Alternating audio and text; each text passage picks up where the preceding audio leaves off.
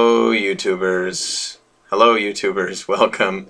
It's me and Bruce. Bruce hasn't been in a video for a while and he felt like he really needed to be in this video about Japan, so I think he's trying out to be a sumo wrestler. So ready, Bruce? Go. Slap your belly, slap your belly, slap your belly. Yeah, good job. He goes, I'm not actually a sumo wrestler, Dad. I'm just a nice big boy. Okay, so we're going to look at some Japanese words. The reunification of Japan after centuries and centuries of feudal warfare. And we're going to go with a few words.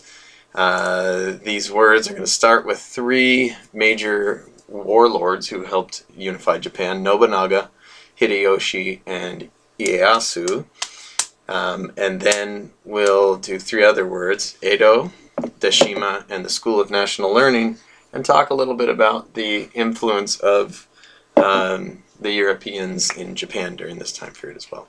So let's start with Nobunaga. Nobunaga was the first military leader in the 16th century, so the late 1500s, who began to help unify Japan after Civil War. So Japan had been going through a long period of feudal warfare, and Nobunaga was able to use military power and expertise in order to help unite the Japanese and defeat the daimyos who were kind of causing trouble for him. He was also kind of more inspired by Western ways, so he used Western weapons like guns, firearms, and then also used Western dress and welcomed Western religions. So he was a little bit more open to outside influences. After his death, because he did not see a fully unified Japan, came Toyotomi Hideyoshi. Toyotomi Hideyoshi was Nobunaga's successor, who basically continued some of Nobunaga's policies of military power in order to reunite Japan after this long civil war. He was a little bit more diplomatic in dealing with the daimyos, and so was able to secure his position as the sole military leader of Japan, and formed many alliances and won battles in order to do that. He also had dreams of attacking overseas and forming a Japanese empire. On the cultural front and the European front, he was much less enamored with the Europeans. He didn't enjoy their presence, he didn't want Christianity to take hold, and so he attempted to drive them out. And the reasoning is because he felt as though Europeans, if they made inroads in Japan with minor things, cultural things, then they would be able to eventually militarily come in and cause problems. Bruce, do you want to come up here? You're making a mess. Do you want to come up? No? Okay.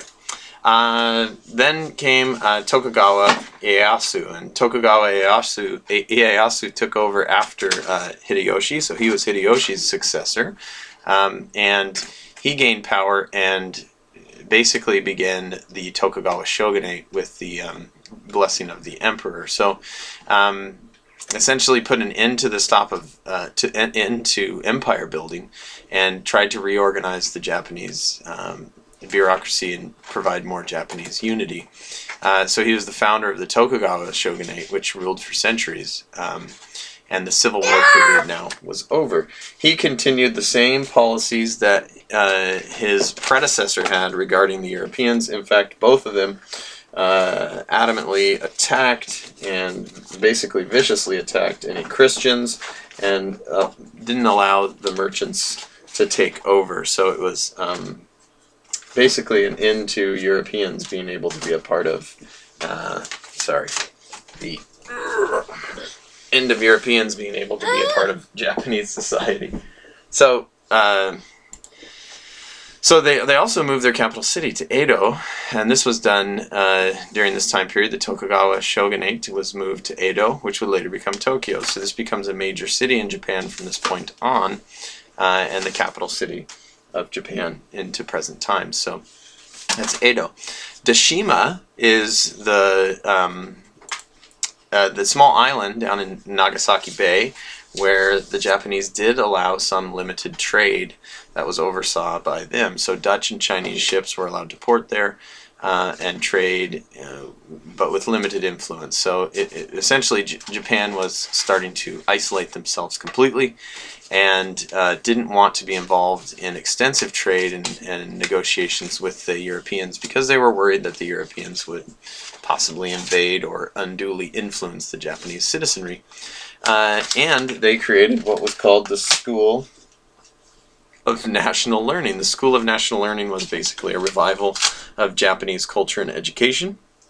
And why? What's the big deal? They did this because it was a response to the growing influence of outside forces, namely the Europeans, and so and the Chinese with Confucianism.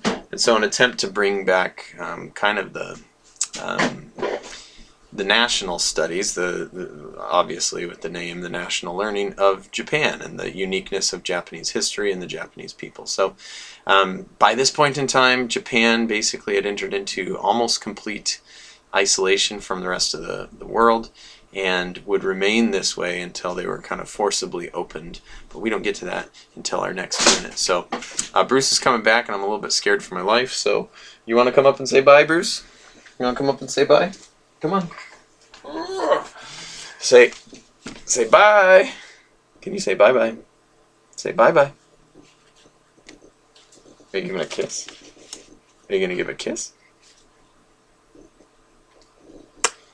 Oh, very nicely done. Okay, be awesome and eat our nice paper like Bruce does. It gives you strong muscles like the Hulk. Thanks, Bruce. Bye.